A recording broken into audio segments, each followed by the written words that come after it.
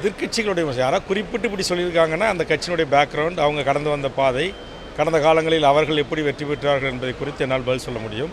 அதனால் உங்களுடைய பொதுவான கேள்வி என்கிற அடிப்படையில் எப்போதுமே தோல்வியை தழுகின்றவர்கள் இதை சொல்வது வழக்கம். ஆனால் எந்த ஒரு அரசியல் இயக்கமும் மக்கள் வாக்களிக்காமல் தேர்தல்களில் வெற்றி பெற முடியாது.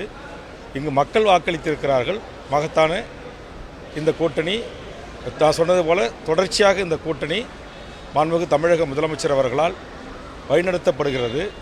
அதனால் இந்த கூட்டணி கட்சியினுடைய வலிமை, திராவிட முன்னேற்றக் கழகம் என்கிற தமிழ்நாட்டில் இருக்கிற அனைத்து கிராமங்களிலும் கிளை அமைப்புகளை கொண்ட லட்சோப லட்ச உறுப்பினர்களை கொண்ட ஒரு மாபெரும் இயக்கம் தொடர்ச்சியான அரசியல் வெற்றிகளை பெறுவதற்கு அடிப்படை காரணமாக இருக்கிறது.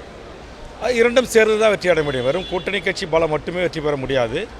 கூட்டணி கட்சி தலைவர்கள் நாங்கள் போய் வாக்கு கேட்கின்ற போது முகம் சுளிக்காமல் எங்களை வரவேற்று வாக்களிக்கக்கூடிய மனநிலைக்கு மக்கள் வர வேண்டும். அதற்கு இன்றைக்கு மக்கள் சார்ந்த பல்வேறு திட்டங்கள் இந்த 3 ஆண்டு கால ஆட்சியில் மக்களை தேடி மருத்துவம், இல்லம் தேடி கல்வி, இதுபோன்று பல்வேறு அறிவு சார்ந்த தளத்தில் இந்த அரசு மிகச்சிறப்பாக பணியாற்றியிருக்கிறது. அதற்காக கிடைத்த அங்கீகாரமும் கூட்டணி கட்சியினுடைய தொண்டர்களுடைய கடுமையான உழைப்பும் சேர்ந்த வெற்றி தான் இந்த மகத்தான வெற்றி. என்னுடைய கட்சியின் சார்பாக சாதிவாரி கணக்கெடுப்பு நடத்தி தமிழ்நாடு முழுவதும் அந்தந்த சமூகங்களுக்கான உண்மையான எண்ணிக்கையின் அடிப்படையில் சமூக நீதி வழங்கப்பட வேண்டும், கல்வி வேலைவாய்ப்பு உரிமை வழங்கப்பட வேண்டும் என்று நான் கோருகிறேன்.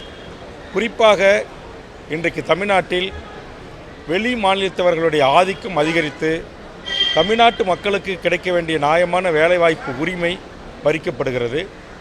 தொழில் வணிக வளம் தமிழகமிருந்து தட்டி பறிக்கப்படுகிறது. இதில் தமிழ்நாடு அரசு, மாண்புமிகு தமிழக முதலமைச்சர் அவர்கள் கவனம் செலுத்த வேண்டும் என்று நான் வலியுறுத்தியிருக்கிறேன். ஏற்கனவே வேலைவாய்ப்பு உரிமையை பொறுத்தவரையில் நான் முன்முயற்சி எடுத்துக்கொண்ட அடிப்படையில் தான் இந்தியாவைச் சேர்ந்த பிரிதொரு எந்த மாநிலத்தைச் சேர்ந்தவர் வேண்டுமானாலும் டிஎன்பிசியில் தேர்வு எழுதி தமிழ்நாட்டு அரசு பதவிகளில் நேரடியாக வந்து உயர் பதவிகளை அமரலாம் என்று தமிழ்நாட்டின் கதவுகள் திறந்து விடப்பட்டிருந்தது. அதை வேல்முருகனாகிய நான் சட்டமன்றத்தில் கொண்டு வந்த சிறப்பு கவனஈர்ப்பு தீர்மானத்தின் அடிப்படையிலும் முதலமைச்சருக்கு தொடர்ந்து உரிய அழுத்தங்களை தந்தும் கடந்த கூட்டத்தொடரில் தமிழ் வழியில் படித்த பயில்கின்ற மாணவர்களுக்கும் தமிழ்நாட்டை தாயகமாக கொண்டு வாழ்கின்ற மாணவர்கள் அதில் அதிக இடங்களை பெற வேண்டும் என்கிற அடிப்படையில் தமிழில் 40 மதிப்பெண்கள் பெற்று தேர்ச்சி பெறுவர்களுக்குத்தான் இனி தமிழ்நாட்டு டிஎன்பிசியின் வேலைவாய்ப்பு கிடைக்கும் என்கிற ஒரு வரலாற்று சிறப்புமிக்க சட்டத்தை கொண்டு வந்தவன் நான். அதை நிறைவேற்றி தந்தது மாண்புமிகு தமிழ்நாடு முதலமைச்சர் அண்ணன் தளபதி அவர்கள். ஆக இதுபோன்று மக்கள் சார்ந்த விடயங்களில் என்னுடைய கோரிக்கைகள் ஏற்றுக்கொள்ளப்பட்டிருக்கின்றன.